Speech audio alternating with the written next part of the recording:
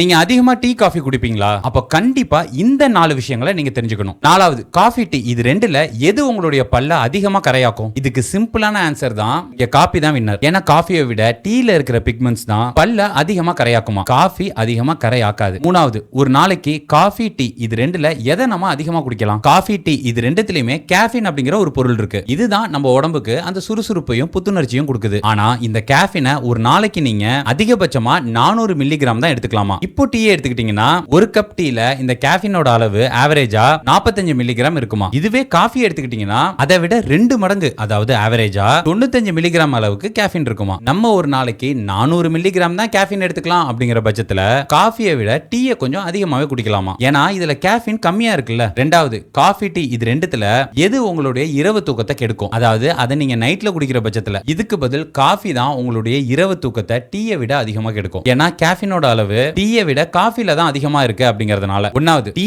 காஃபியோட இந்த 4 பொருளை நீங்க சேர்த்து சாப்பிடவே கூடாது. அது என்ன 4 பொருட்கள் அப்படிங்கறத தெரிஞ்சுக்க இந்த வீடியோ ஓடிட்டு இருக்குல, இந்த வீடியோவுக்கு கீழே உள்ள இந்த சின்ன வெள்ளை கலர் ப்ளே பட்டன் லிங்க் இருக்குல்ல, இதை கிளிக் பண்ணி பாருங்க.